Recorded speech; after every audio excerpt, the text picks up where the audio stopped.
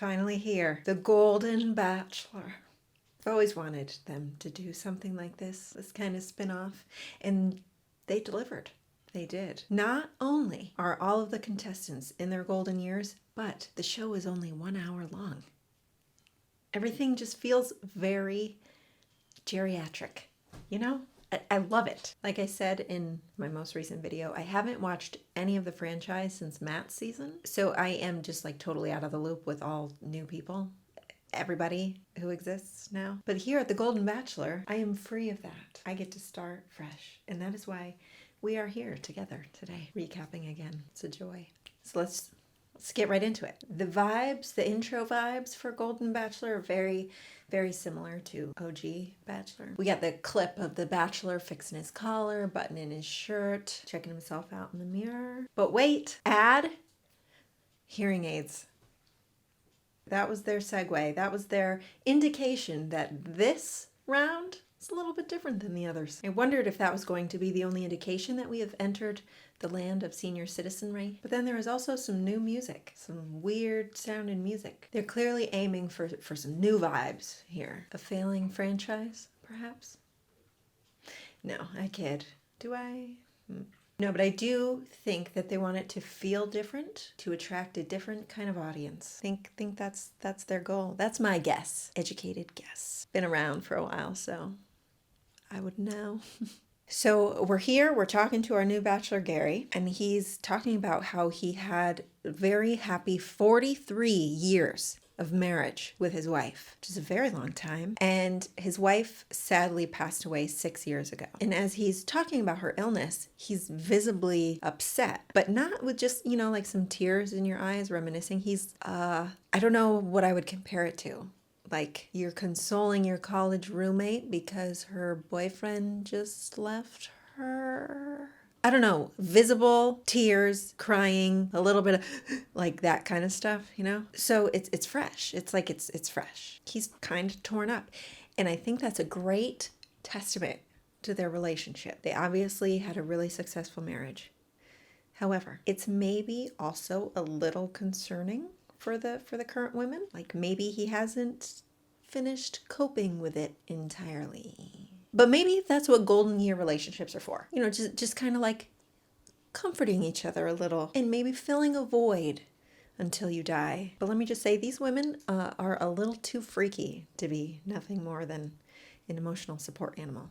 So, but more on that later. You know, though, Gerry did say he was looking for someone who would not replace his wife, but would lay beside him at night and maybe reach a hand over. What does the hand do when it reaches over, though? Maybe he is also a little freaky. Huh? I'm sorry. Is this too much when addressing the elderly? Might be. Now we roll up to the same old classic bachelor mansion, but Chris isn't there. And I know that this is old news, but it's new for Nikki. I knew he was gone, but I'm a Jesse virgin, and Jesse has very big shoes to fill because I loved Chris. If you watched any of my old recap videos, you know I loved guidance counselor Chris. So we'll see how things go with Jesse. Right now, he's way down there on the totem pole, just for being not Chris. Also, how tall is Gerry? Did they say? Because he is like right up there with Jesse. And aren't you supposed to shrink as you age? So in his like heyday, how much taller was he? He's very tall. And what kind of person was he in his heyday? I'm curious about that. I hope we find it out because he's kind of an anomaly to me. It's very interesting. His personality is like maybe, I feel like he was a painter, maybe dabbled in educational leadership a little bit, you know? And now the women start coming out of the limos, and lady number one is in great shape. I'm thinking about the 60, 70-year-old women in my life, and they don't look like her.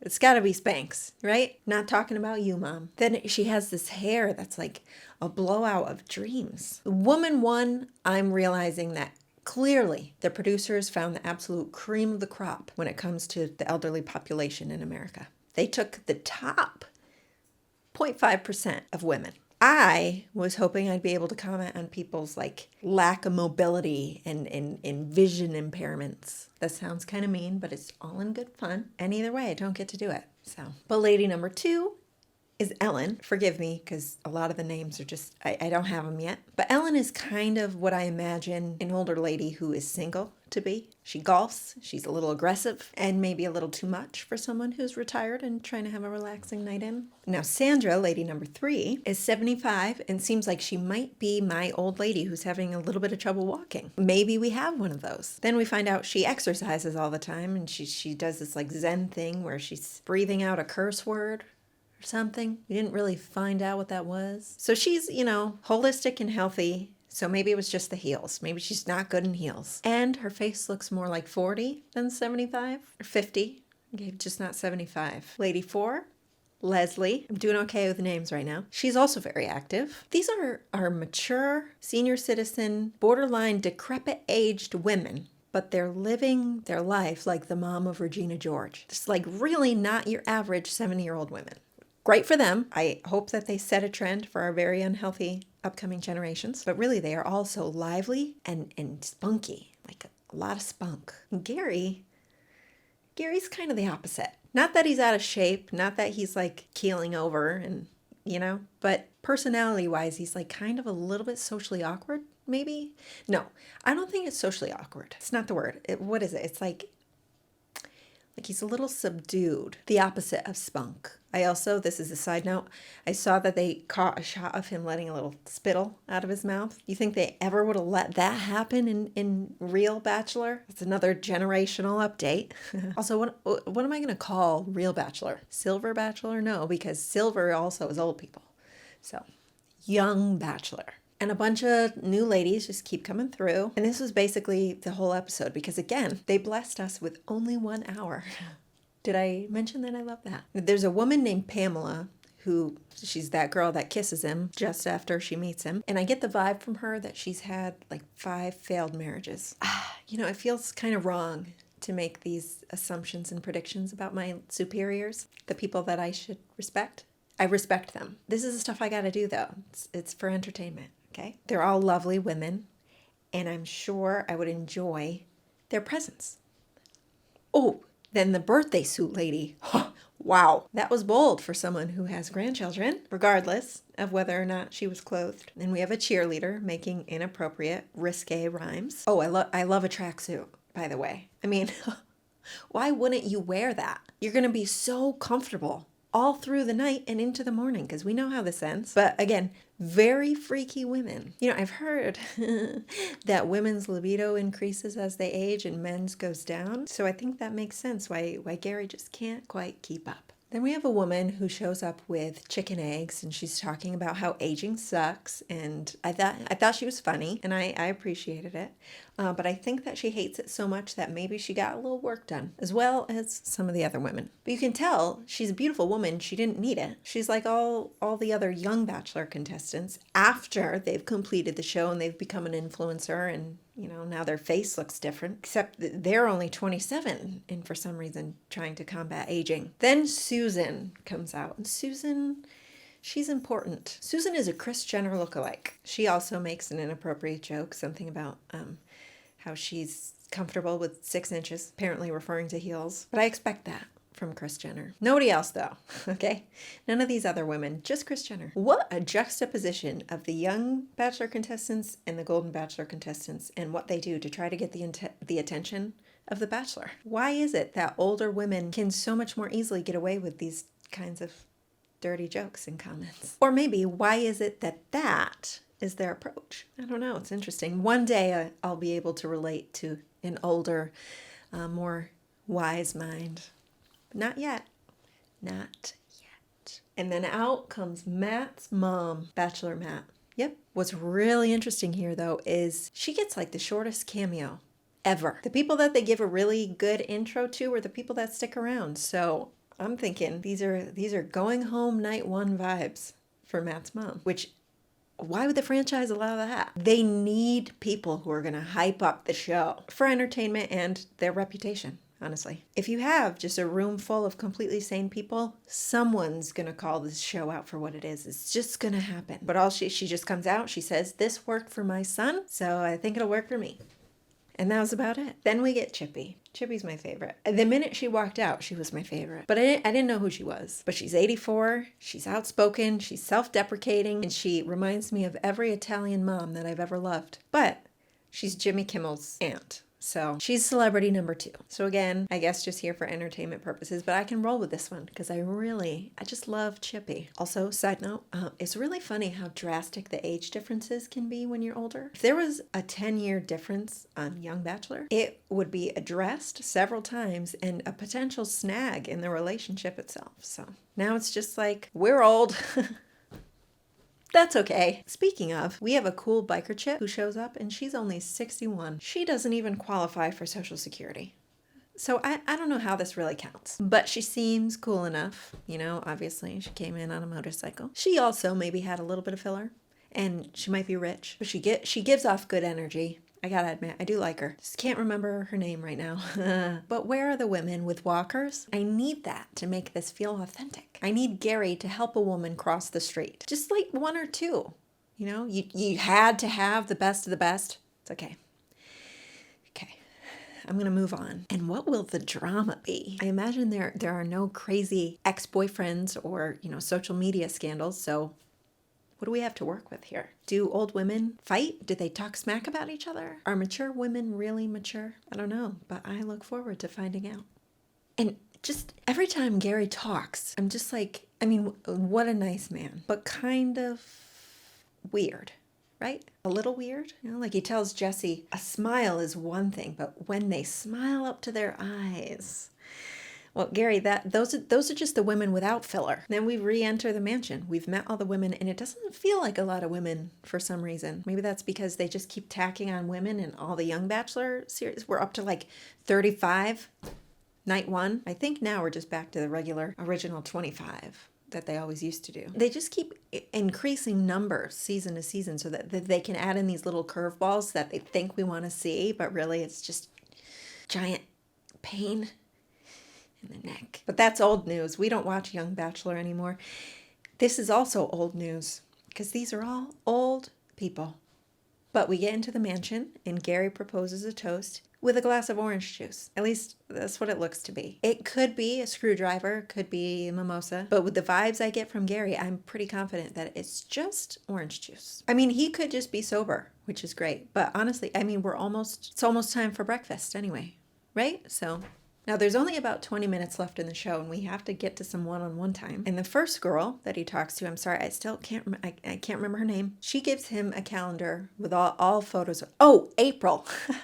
Her name is April because she gives him a calendar where every month is April. And I get it. That's pretty clever. But all of the pictures of her may be a little attention-seeking for her age. But who am I to make that statement? Not about attention-seeking pics, but about her age. I guess that's how this show goes. On a related note, will these women care so much about getting their heart broken? Or are they like so old that they just really don't care anymore? You know, like, is it whatever? Is it like, oh no, if this doesn't work out, I might run out of time. I'm sorry, that's morbid.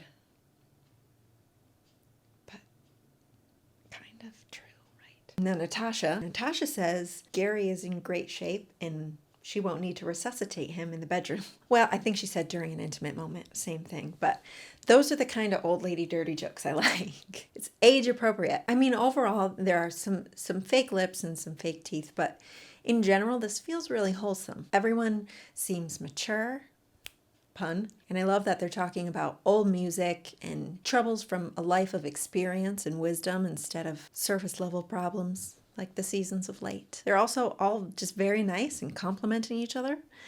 But wait, enter Kris Jenner. I really don't remember her real name now. Susan.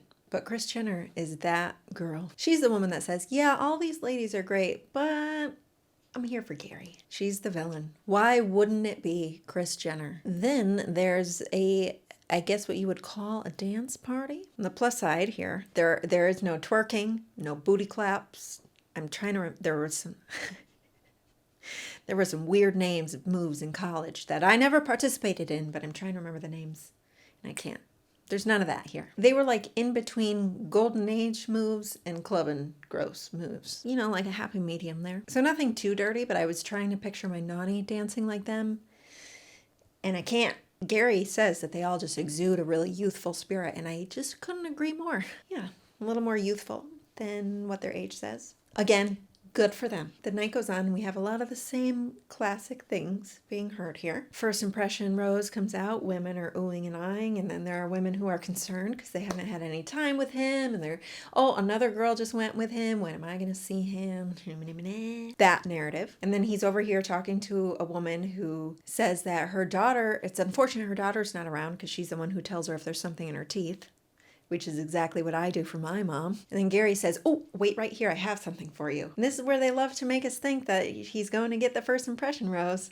But he's not. It's just a cupcake. It was her birthday, I think. Must have been. And then they kiss. And I picture my Nani and Papa again, and I don't like it. I know the elderly still have romance and all of that, but I don't like it. Picturing my grandparents, that is. Okay? But the first impression rose actually goes to biker chick, Faith. I have it written down. Faith is her name. 61-year-old Faith. She sang him a song, which actually, there's a lot of singing on this show. She was actually good. And Gerry tells her that he's giving her the rose because she made him feel special. And if you ask me, he's giving it to her because she's 61, robbing the cradle. No, I'm like kind of kidding. And I actually like her. She seems like someone that I could be friends with.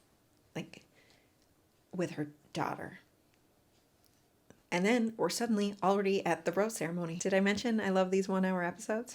And it's light outside again, but this time it's insane because these are old people. How do the elderly stay up all night, honestly? And with alcohol. I'm 32 and in bed by 9, which is great because that's the time that this show ends. I'm sorry. I just love it. Then Gerry comes out and he gives a good speech. He's very, very articulate. He seems like just a really good guy. I can't see him messing things up with women like a lot of the other ones do, are younger degenerates. I'm kidding again, but you know, like Juan Pablo and the like. It's okay. I love that there's like some intense music, which is per usual, but it's just like, it's more fun when they're old. I don't know why. So he's giving out roses, and by the end of it, aw, wouldn't you know it, Matt's mom doesn't get a rose, or Jimmy's niece. So now we are officially just free of potentially tainted contestants. I wonder if this is what the producers were trying to avoid and now they're sweating a little, or if they really told Gerry to just pick whoever he wants. But he does pick Kris Jenner, and he picks her last. That is producer written all over it. They have not left the building. Oh, let me know. Okay, Jesse came out and he said, ladies, this is the final rose this morning. I will give you 1 point, Jesse. 1 point. Now Gerry has 16 women left. Don't Start Believing. I'm sorry. Don't Stop Believing starts playing. How'd they get the rights to that? How much do they have to pay Journey to play that song on their show? Then we get our previews, and I guess there actually is drama. If you were to put the previews side by side with Young Bachelor, Golden Bachelor is exactly the same, except everyone is like a little wrinkly. And then their funny little ending clip is Chippy asleep on the couch. That is me. That should be everyone else too. For real, that's a legit all-nighter for 60, 70, 80-year-old women. I didn't even manage that in college except for one night where I had to write a unit plan. But I can't... Actually, come to think of it now, I'm surprised there weren't a bunch of ambulances in the previews like there usually are, because shouldn't there be some sort of health issue? Oh, that's right. Everybody works out. That's it. Bachelor in Paradise started immediately after. I did not recognize one person, so shut that off. Plus, it was time for bed. I really love this 1 hour thing. Watch it be 2 hours next week. Just my luck. That's week 1. I really think I'm going to enjoy it. Gerry is interesting to me. He's very distinguished. But I can't imagine him being romantic or maybe like a heartthrob. Maybe that's because he just seems to attach to his late wife, or maybe it's because he looks a little bit like a founding father. I don't know what it is yet, but we will see how this plays out. I'm excited. I'll see you guys next week.